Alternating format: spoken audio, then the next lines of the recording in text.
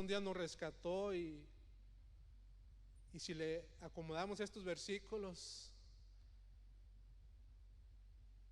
somos dedicados a Dios.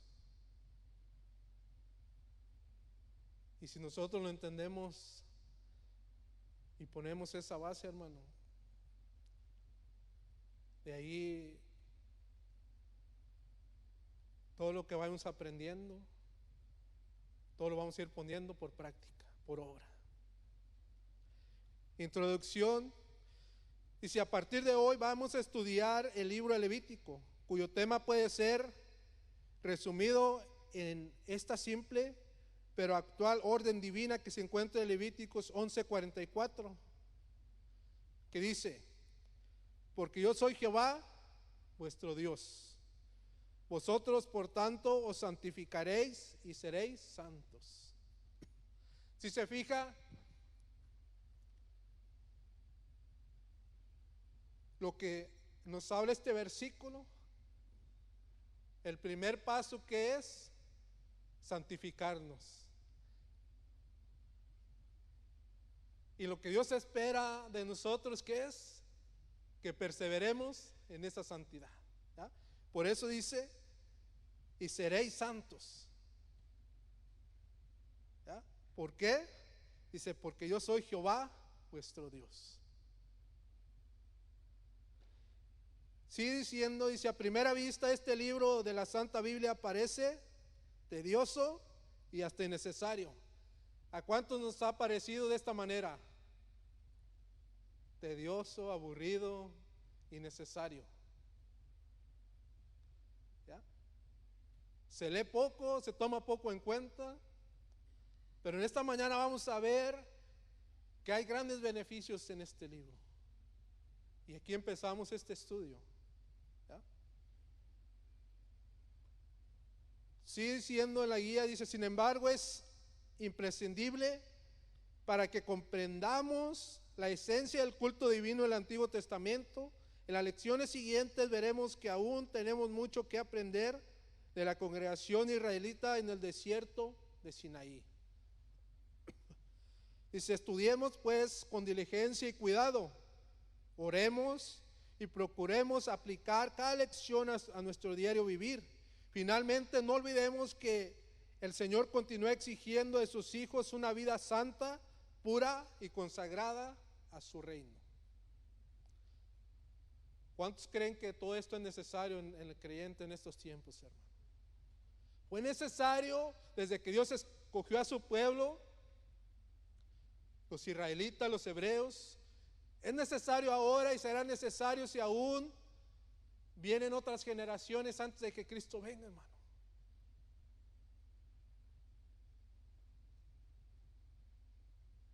Número 1 dice: sobre el libro de Levítico. Para que comprendamos el libro de Levítico tenemos que considerar de entrada 4 cosas muy importantes: su canonicidad, género literario, autoría y fecha. Y vamos a ver todo esto. La canonicidad, dice: Levítico, así como los demás libros del Pentateuco, fue reconocido desde el principio como la palabra de Dios, ¿ya?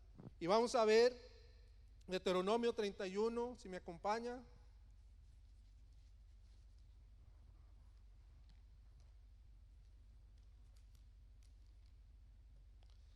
Deuteronomio 31, 26.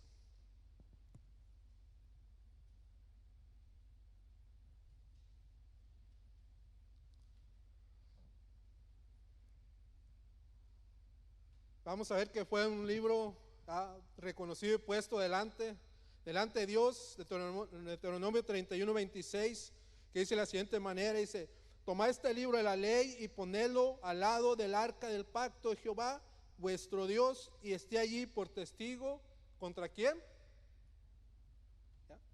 Si yo digo contra ti y usted lo lee, usted va a decir: contra ti. ¿Ya?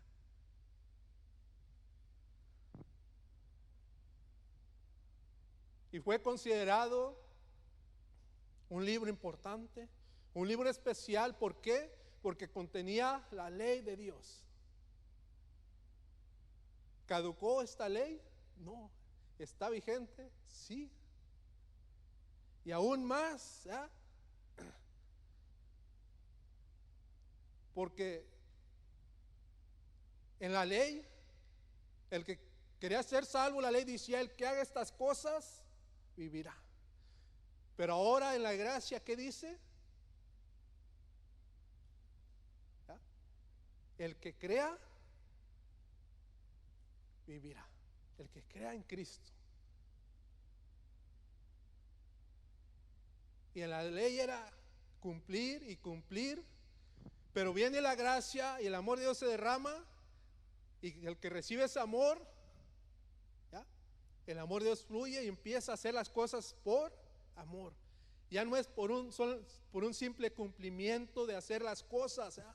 Ya es porque siente hacerlas, porque hay satisfacción. Ya no es porque hay que hacerlas.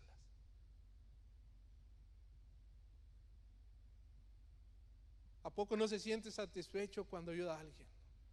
¿No se siente satisfecho cuando alguien le pide y usted puede darle? ¿Y por qué le da?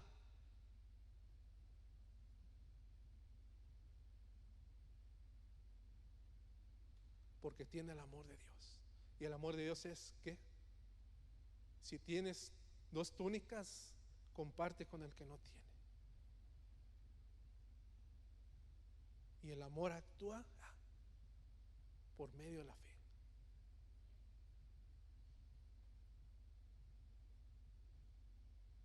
Vamos a ver en otros pasajes de la Biblia cómo este libro del Pentateuco es llamado. Si vamos a Isaías 34.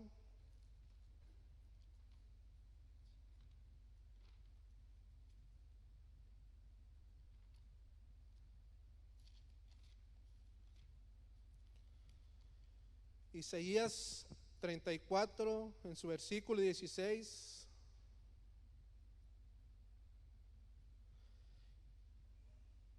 Y podemos ver los diferentes nombres que se le da.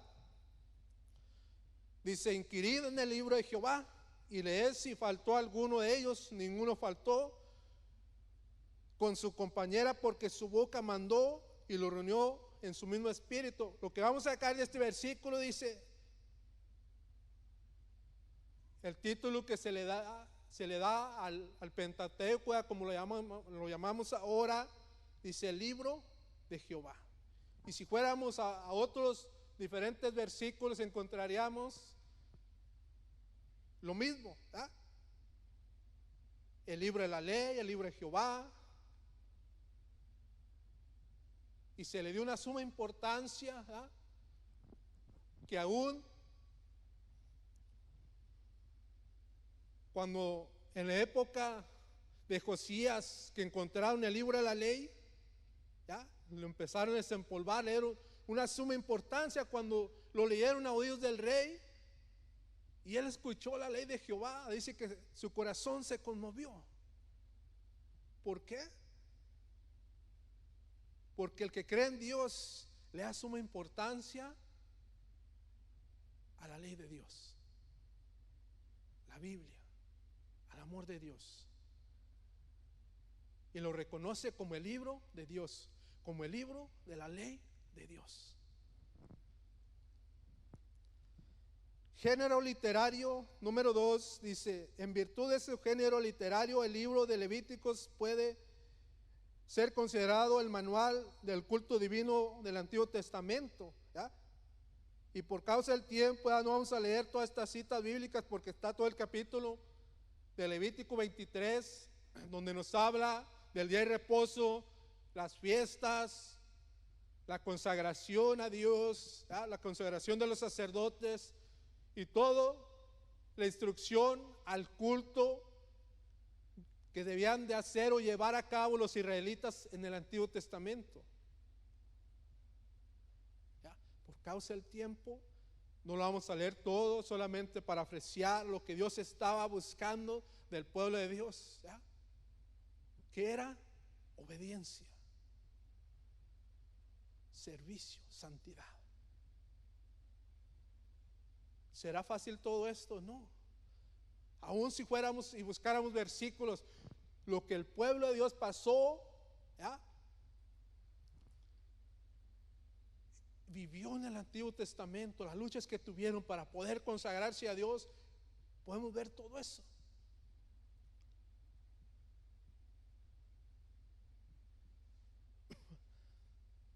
La autoría, dice Moisés, número 3, Moisés es el autor humano de Levítico y de los demás libros que componen el Pentateuco, los 5 primeros libros de la Biblia. ¿Ya? Por ejemplo, si vamos a Levíticos capítulo 1.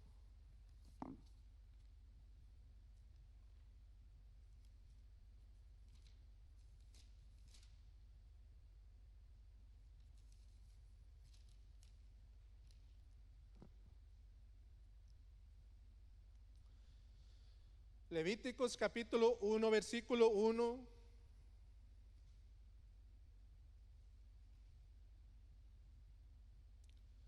Que dice: llamó Jehová a Moisés y habló con él desde el tabernáculo de reunión diciendo, ¿verdad? Y lo que vamos a sacar de este versículo es la comunión que tenía Moisés con Dios, Dios con Moisés. ¿Ya? Y los otros versículos que encontramos ahí mismo en Levíticos, Levíticos 5, 14, 8, 1, 15, 1, 21, 1, 27, 1, hablan de lo mismo, de la comunión de Dios con Moisés. Y este es uno de los motivos más grandes por el cual se le da la autoría de estos primeros 5 libros a Moisés. Porque dan testimonio de la relación que Dios tenía con Moisés. Y habló, ¿ya? Y lo que le hablaba Dios, Moisés lo escribía. Fecha número 4. Dice: de acuerdo con la cronología bíblica, la salida de Israel de Egipto ocurrió en el año 1445 antes de Cristo. Un año más tarde Moisés levantó el tabernáculo en el desierto, Éxodo 40, 17.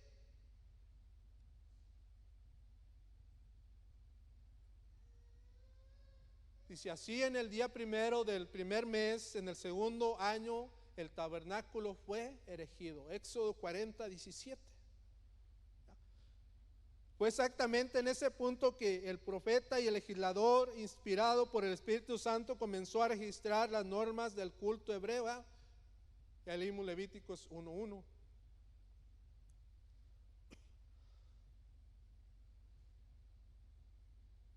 Número 2 dice: la razón del libro.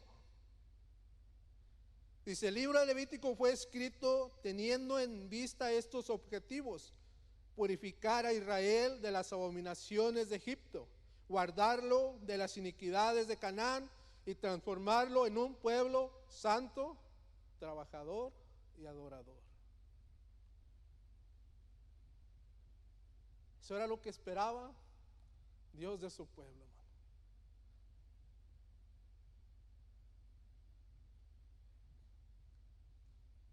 ¿Qué le dijo Jesús a la samaritana? Que Dios andaba buscando, ¿qué? Adoradores en espíritu y en verdad.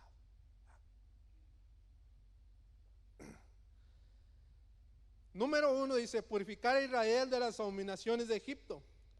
Dice: además de sacar a Israel de Egipto, a Moisés le toca también una misión aún más difícil: sacar a Egipto de Israel. ¿Qué era más fácil, hermano?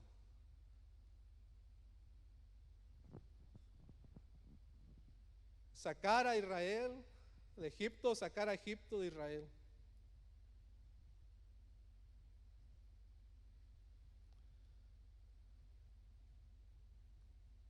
Sigue diciendo, dice: aunque ya eran libres de la servidumbre de Faraón, los israelitas no se libraron de inmediato de las abominaciones egipcias. Baste como ejemplo el lamentable episodio del becerro de oro. Vamos a ir a Éxodo 32. Éxodo 32, versículo 1 al 10.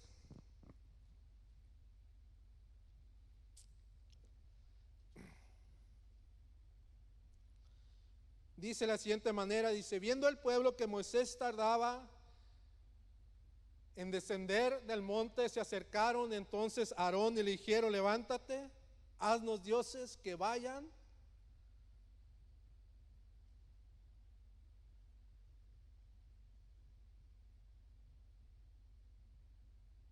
Pero que vayan delante de nosotros, porque este Moisés, el varón que nos sacó de la tierra de Egipto, no sabemos qué le haya acontecido.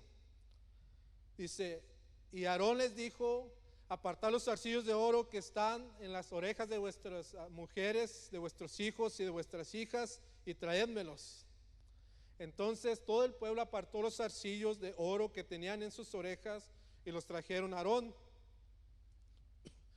Y él los tomó de las manos de ellos y les dio forma con buril e hizo de ello un becerro de fundición. Entonces dijeron, Israel, estos son tus dioses que te sacaron de la tierra de Egipto.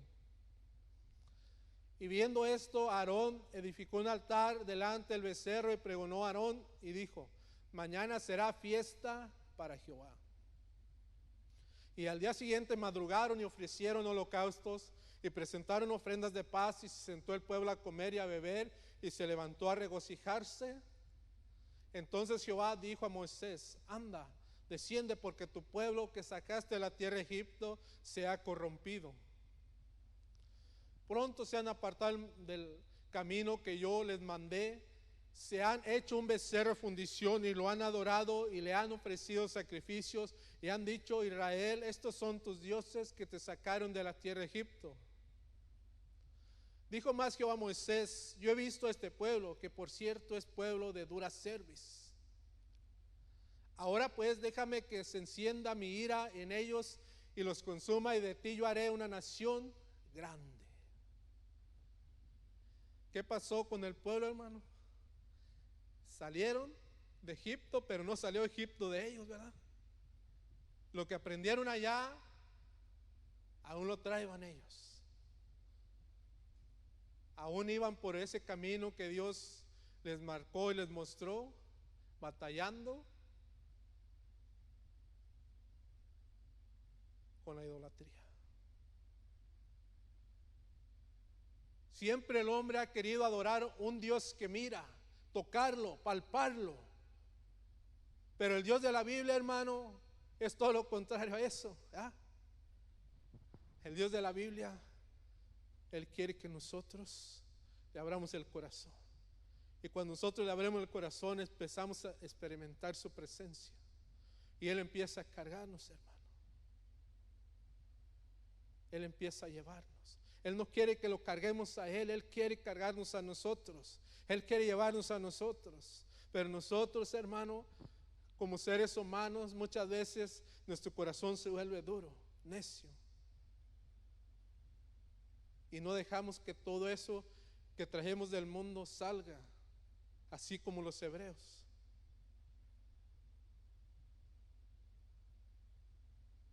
Si se fija Roma, hermano, que supuestamente predica a Cristo, pero ¿cómo lo predica? Lo predica crucificado. Y la Biblia no lo enseña de esa manera. La Biblia no lo enseña que lo debe predicar así. La Biblia lo enseña que se debe predicar ¿cómo? Que Él vino, nació, creció y murió en una cruz. Pero dice la Biblia que el tercer día resucitó. ¿Para qué? Para que nosotros fuéramos justificados. Por eso dice la Biblia que Él se levantó entre los muertos, para que nosotros recibiéramos perdón de pecados, justificación delante de Dios. Y eso no termina ahí. La Biblia dice que Él viene pronto. Entonces, ¿por qué predicarlo en una cruz? ¿Por qué enseñarlo que Él está en una cruz? Al enseñarlo de esa manera, se está enseñando que Él está ahí derrotado, que está vencido. Y va todo contrario a la enseñanza de la Biblia. Y muchas veces nosotros venimos de allá con todo eso es dentro de nuestro corazón. Yo recuerdo cuando entré primera vez a un templo cristiano, yo empecé a dar la vuelta así, a ver, para buscar dónde estaba el crucifijo y persignarme ahí, pero no encontré ninguno. Y yo no entendía eso, yo no entendía el por qué no tenían un crucifijo allí para inclinarme allí y arrodillarme allí, adorar allí. Y todo lo traía yo dentro. Era lo que pasó con los hebreos. Ellos traían la idolatría dentro. Y no solamente salieron hebreos de ahí, salieron de todas las naciones. Algunos dicen salieron 600,000, otros dicen salió 1,000,000, otros dicen salió cerca de 2 millones de personas. Haya sido la cantidad que haya salido, en un día salieron de Egipto. Pero podemos ver que para sacar a Egipto, lo que habían recibido de Egipto, la enseñanza que han recibido de Egipto, no bastaba un día. No bastó un día solamente. Si me acompaña a Números, en su capítulo 14, Números 14, en su versículo 33 y 34.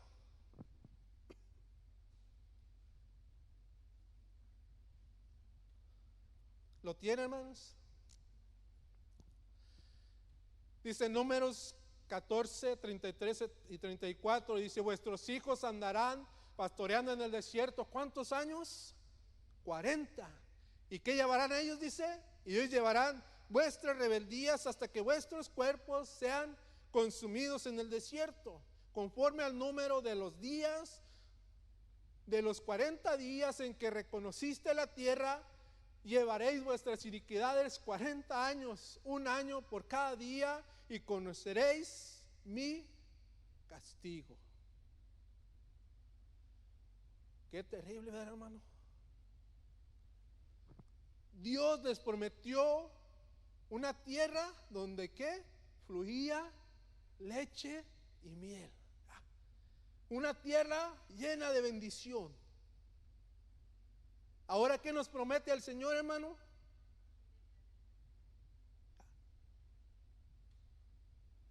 Compartir la vida eterna con Él en una tierra nueva donde morará la justicia. Pero ¿qué es necesario para poder heredar esta bendición? ¿Ya? No ser rebeldes, no ser incrédulos al llamado de Dios. Ellos, por su incredulidad, hermano, no vieron la tierra prometida. Aún Moisés, hermano, la miró de lejos. Aún Moisés no pisó ni siquiera la planta de su pie en esa tierra prometida. Tuvo que verla de lejos.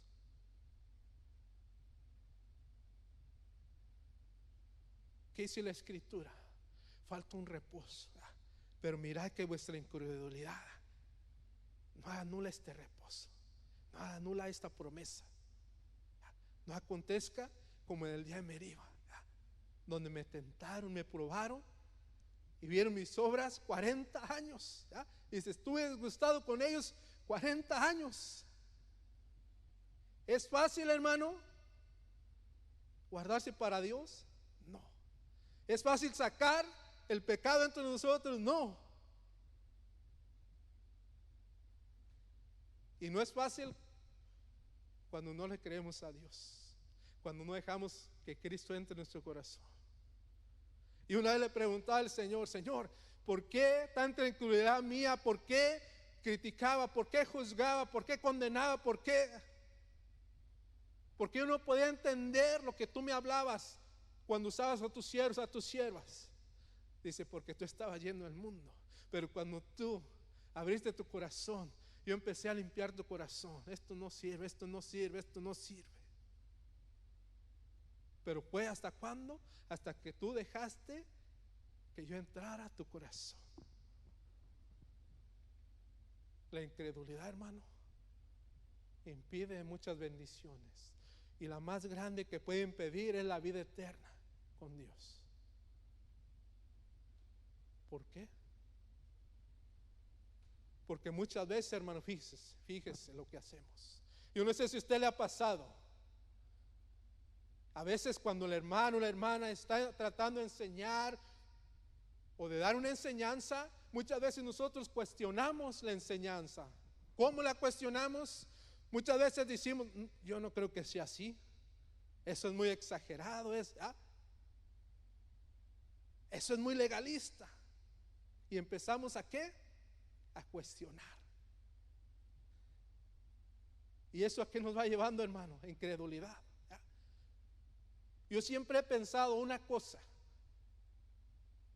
que el que predica atrás de un púlpito, está de maestro, él debe predicar aunque el que está escuchando no diga ningún amén. Debe pararse aquí y aunque no escuche ningún amén, él debe dar el consejo. Eso no le debe afectar. ¿Por qué? Porque él ha sido llamado a dar el consejo. Y muchas veces empezamos a cuestionar. No, es que esto no debe ser así. No creo que sea así. ¿Ya? Y sacamos muchas veces de contexto la palabra de Dios y la acomodamos a nuestra manera. Pero ¿qué dijo Pablo? Solamente los indoctos hacen eso. Y podemos ver que eso no solamente ocurrió en la iglesia del Nuevo Testamento, también ocurrió en la del Antiguo Testamento. Moisés se tardó, Moisés no regresa. De seguro Dios ya nos abandonó, nos desamparó. Hasta un Dios como los que teníamos en Egipto. Cuidemos de poner en práctica el consejo de Dios.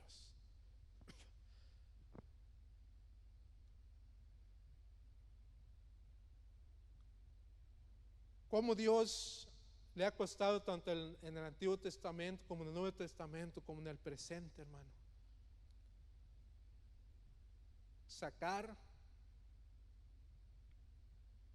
el pecado de su pueblo, echarlo fuera.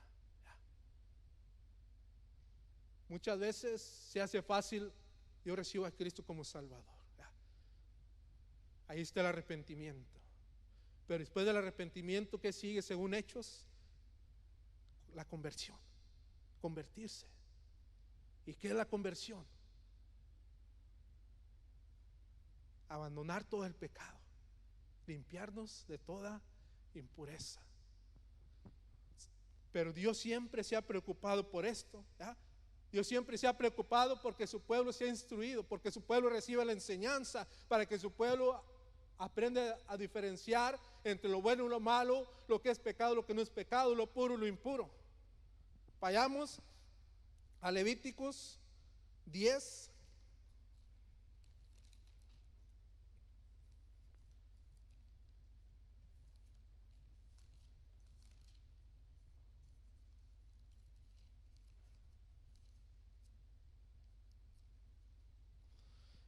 Levíticos 10, versículos 9 y 10.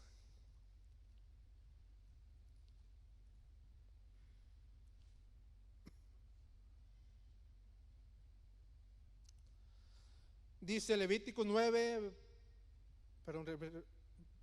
10, versículos 9 y 10. Tú y tus hijos contigo no beberéis vino ni sidra cuando entréis en el tabernáculo de reunión, para que no muráis. Estatuto perpetuo será para vuestras generaciones. Dice, ¿para qué? Para poder discernir entre lo santo y lo profano, entre lo inmundo y lo impío. Siempre Dios se preocupó para que su pueblo estuviera instruido. Una y otra vez a Jesucristo, Pedro, Pablo, Juan, los que siguieron después de ellos, los que están ahorita, se preocupan para que el pueblo de Dios reciba la enseñanza de Dios y sepa discernir entre lo que es pecado y lo que no es pecado. ¿Para qué? Hay propósitos. Hay más escrituras que leer, pero a veces por causa del tiempo no podemos leerlas todas. Pero usted en casita, tiene todo el tiempo. Ahí podemos leer todo. Podemos darle una y otra leída, una y otra repasada. Este fue un buen recurso, ¿verdad?, que nos ayuda a reconocer cómo Dios llamó. Si me acompaña, Éxodo 19. ¿Qué es lo que Dios esperaba? El reconocimiento que Dios le estaba queriendo dar a su pueblo, lo que Dios esperaba de su pueblo, lo que Dios quería de su pueblo, nos lo enseña Éxodo 19, versículos 5 y 6.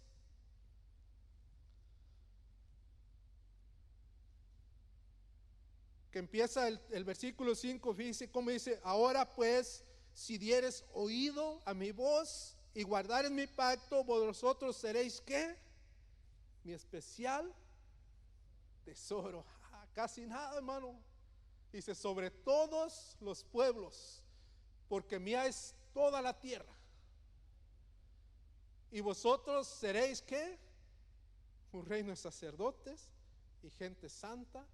Estas son las palabras que dirás a los hijos de Israel.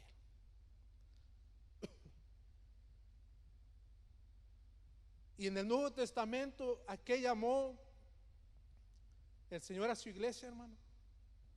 Me parece que está en la primera carta de Pedro, en el capítulo 1, versículo 15, me parece, o en el 2:15, no recuerdo bien.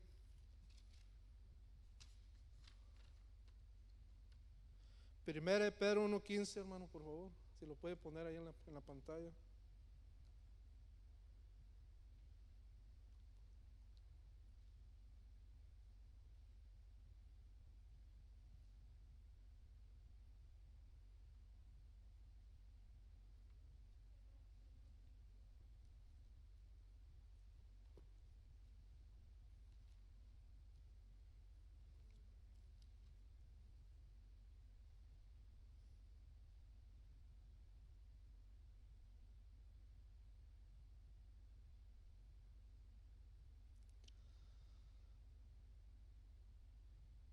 En primera de Pedro dice: sino como aquel que os llamó es santo, sed también vosotros santos en toda vuestra manera de vivir.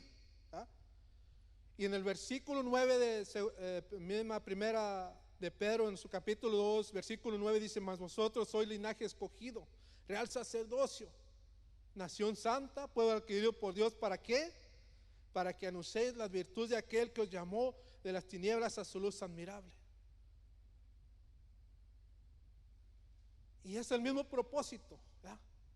Estaba confundiendo el versículo 15 del capítulo 1 con el versículo 9 del capítulo 2 de 1 de Pedro. Pero es el versículo 9, 1 de Pedro 2:9: mas vosotros sois linaje escogido, real sacerdocio, nación santa, pueblo adquirido por Dios, para que anunciéis las virtudes de aquel que os llamó de las tinieblas a su luz admirable.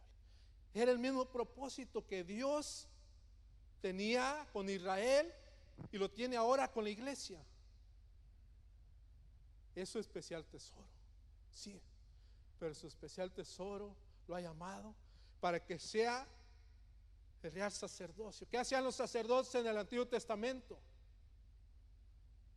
Número uno, ellos, para poder entrar en la presencia de Dios, en el tabernáculo de Dios, tenían que santificarse, tenían que guardarse para Dios. ¿Por qué?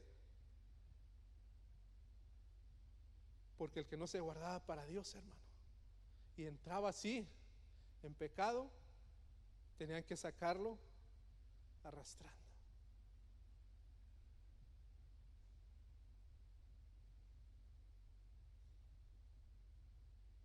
Yo le preguntaba al Señor: Señor, pero ahora, ¿cuántos a veces nos acercamos en pecado a ti, ministramos a veces en pecado? Y ahora a veces nadie muere. Dice: sí están muriendo, dice, porque te fijas que a veces ya no escuchan el consejo, ya no dan el consejo igual. Dice: están muriendo espiritualmente, se están apartando. El diablo se los está devorando, se los está llevando al mundo.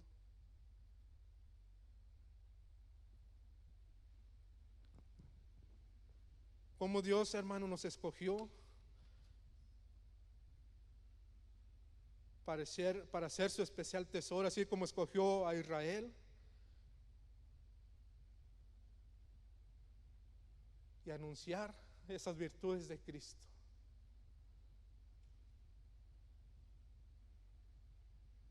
Número 2 dice, guardar a Israel de las iniquidades de Canaán. Dice, al dejar Egipto, un país notoriamente idólatra, los hijos de Israel peregrinaron durante 40 años por el desierto para recibir por herencia una tierra habitada por naciones aún más idólatras y abominables. Levítico 18:3 dice, por ese motivo las recomendaciones divinas eran tan rígidas. Deuteronomio, si vamos a Deuteronomio 18:9.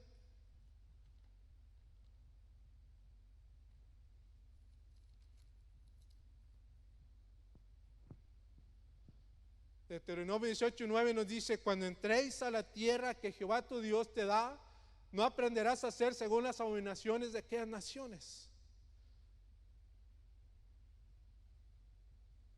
¿Se imagina? ¿Cuántas veces alguien le ha dicho, eso no es de Dios? No aprendas eso. ¿Alguien se le ha acercado a darle esa recomendación de parte de Dios? Dios me ha hecho sentir, Dios me ha dado esta palabra, Dios me ha dado este versículo. Eso no es de Dios. Lo que tú estás practicando, lo que tú estás viviendo, eso es del mundo.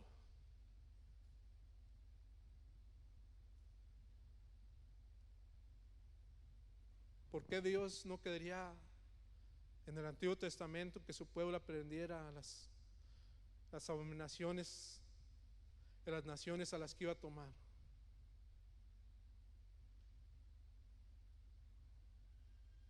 ¿Por qué? Porque si tú eres un especial tesoro, tú serás una nación santa. Y si un especial tesoro sobre todas las demás naciones. Hermano,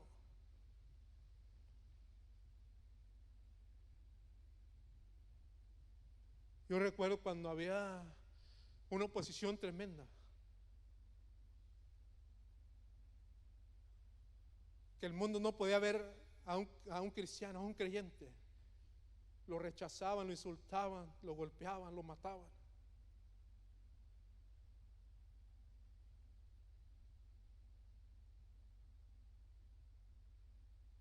Y ahorita el mundo dice, no, es que todos somos cristianos. ¿Y qué les pasa a ustedes? Todos somos cristianos.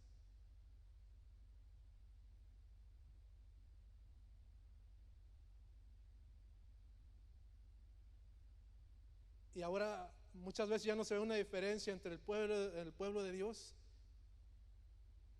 y el mundo.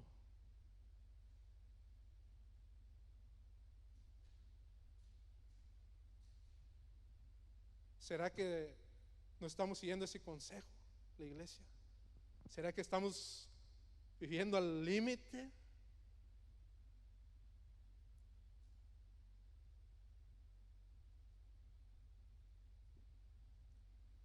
Dios llamó a los israelitas para ser un pueblo diferente.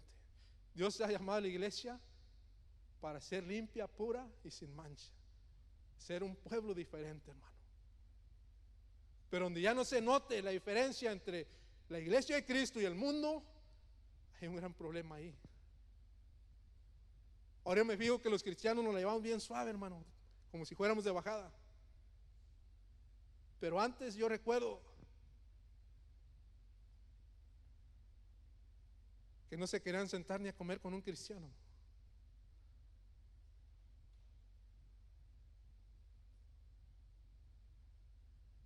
Y no porque no pudieran, sino porque el cristiano, hermano, les iba a hablar la palabra y la palabra les iba a doler. ¿Por qué?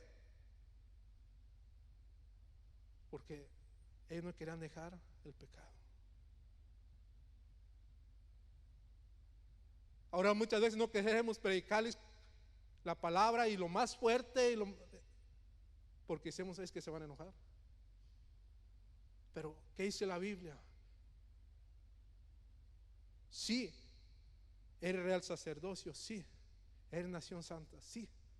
Pero fuiste llamado ¿a qué? A anunciar las virtudes de aquel que os llamó, ¿de dónde? De las tinieblas a su luz admirable.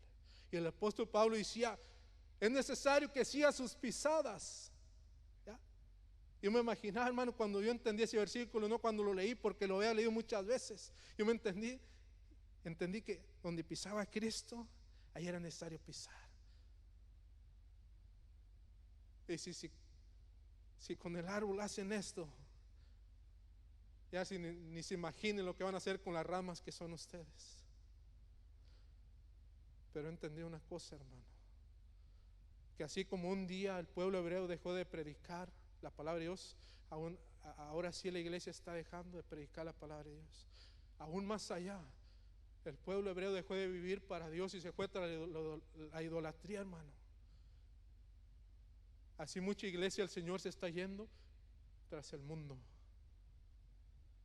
Aún mucho peor, están trayendo el mundo a los altares. No solamente se están yendo al mundo, están trayendo al mundo a los altares.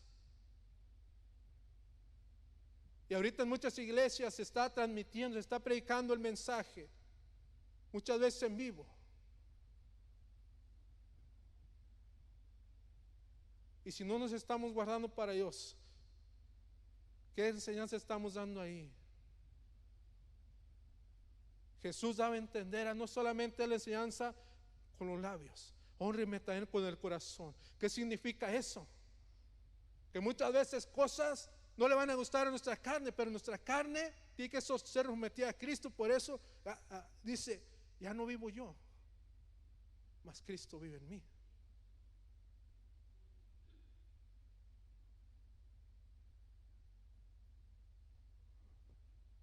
El pueblo hebreo, hermano, no resistió ese consejo, no lo aguantó, no perseveró. Ahora Dios quiere que el consejo permanezca, que el consejo siga, hermano. Transformar al pueblo, número 3 dice: transformar a Israel en un pueblo santo, adorador y trabajador. A Moisés le tocaba también educar a los hijos de Israel a fin de transformarlos en un pueblo santo, adorador y trabajador. Levíticos 11:45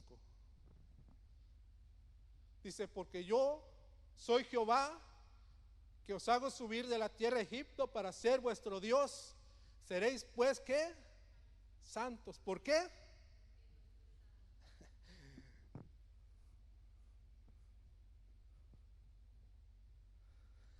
Hermano,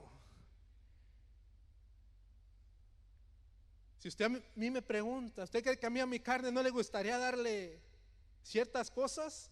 Sí, muchas.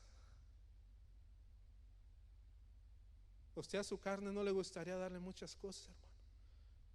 Dale rienda suelta. Sí, hermano. ¿No se acuerda cuando íbamos allá a los bailes y brincábamos y saltábamos ahí? Y mucha gente en el mundo dice: bueno, pero ¿qué tiene de malo eso? Déjeme decirle, ¿eso lo acerca a Dios? ¿Siente la presencia de Dios? No, ¿verá que no? Entonces, ¿será de Dios? No es de Dios. Que la mujer ande enseñando sus piernas, sus senos, su figura, ¿será de Dios? ¿La acerca a Dios? Que el hombre ande enseñando acá que tiene mazos, que va al gym, que le ande enseñando eso a la mujer, ¿será de Dios? Mira, hermano, yo he visto pastores que se han subido al altar en short, hermano. A mí me dan ganas de subir y bajarlos de los pelos arrastrando. Siento una ira santa de Dios, hermano. Ya ni en el altar se guardan para Dios, hermano. Están trayendo el mundo al altar. No importa lo que prediquen, no importa si predican santidad, pero si ellos no viven santidad, hermano, olvídese. Y sin santidad nadie verá a Dios, hermano. Nadie. Yo aquí me puedo engañar, lo puedo engañar a usted, pero yo no puedo engañar a Dios. Los ojos de Jehová están sobre toda la tierra. Ningún pensamiento se le esconde. Jesús sabía lo que pensaban aquellos que decían: ¿quién se cree este? Solamente Dios puede perdonar pecados. Pero ellos no se dan cuenta que Dios había venido en carne. Porque eso para la mente humana, hermano, no es captable. La mente humana no lo alcanza a captar, no lo alcanza a discernir.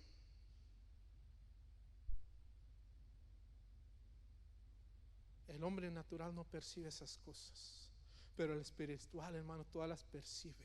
¿Por qué? Porque el Espíritu Santo está ahí enseñándole, está ahí, hermano, redarguyéndole.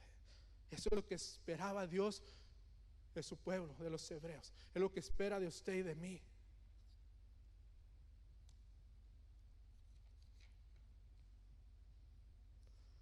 Esa fue una bendición, una enseñanza que se le dio a Abraham, que en Abraham serían benditas todas las familias de la tierra, y esa bendición tenía que transmitirse, esa bendición tenía que recibirse, y la hemos recibido usted y yo, pero esa bendición, hermano, tiene que continuar.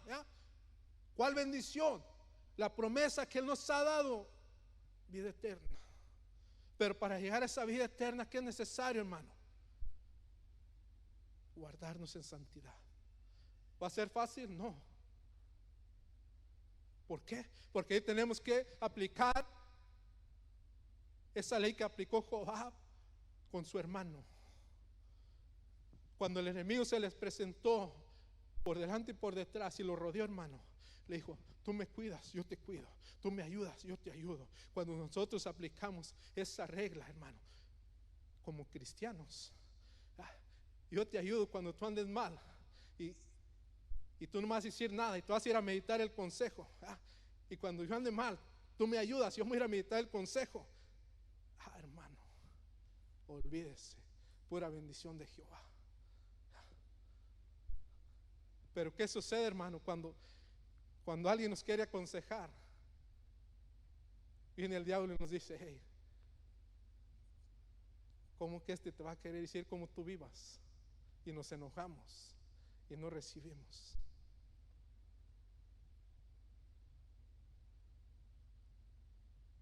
Y desechamos el consejo de Dios, como los echaron los hebreos. ¿Dios quiere eso? No. ¿Qué es lo que quiere Dios de ti y de mí? Que seamos obedientes. ¿Nos gusta obedecer? No nos gusta obedecer, hermano. ¿Por qué? Porque hay dos luchas dentro de nosotros. Nuestra alma sí quiere llegar al cielo, pero la carne no, porque lo de la carne está aquí. Los deseos de la carne están aquí. En lo que se deleita la carne está aquí. Cuando le hablamos a la carne de lo que hay en el cielo, a la carne no le gusta. ¿Por qué? Porque allá no hay satisfacción para la carne. Pero cuando el alma escucha todo lo que está, las promesas de Dios, todo lo que hay en el cielo, la alma sí quiere, porque el alma no se quiere perder. Pero ¿qué vamos a hacer nosotros, hermano, con toda esta enseñanza?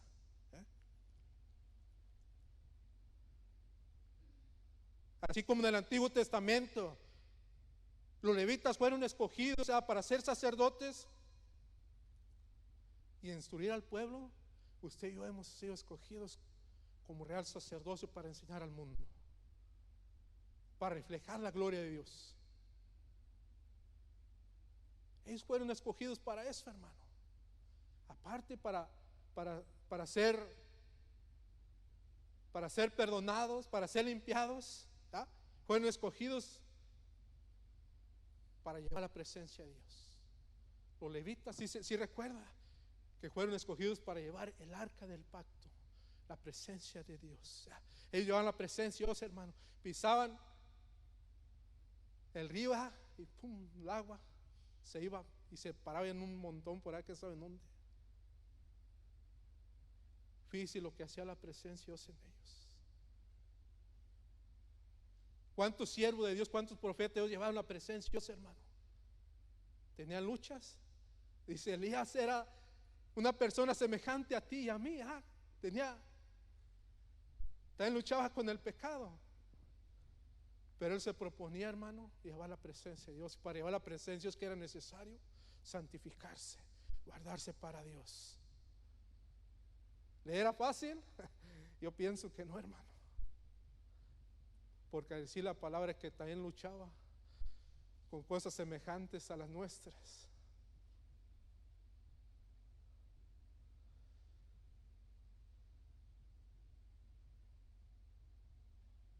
Dice el manual del sacerdote, busquen el punto número 2, ya casi estamos terminando. Dice reivindicación. La reivindicación más urgente e importante del libro de Levíticos es la santificación de Israel como herencia particular del Señor. Dice, santificados pues y sed santos. Levíticos 27 dice, los sacerdotes por consiguiente deberían en primer lugar cuidar de su propia santificación para estar en condiciones de velar por la santidad de todo el pueblo. Levíticos 16, 1 al 11 dice, el apóstol Pablo hace una recomendación semejante a los obreros de Cristo en 1 Timoteo 4:16. Si nos lo pone por favor ahí, hermano, en la pantalla.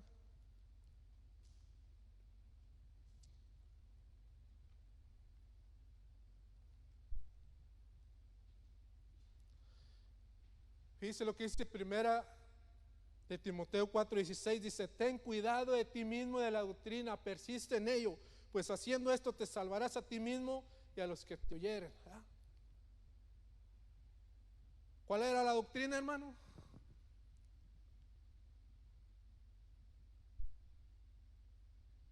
Número 1, Dios nos llamó a salvación, nos perdonó, nos limpió. Pero ahí no terminaba.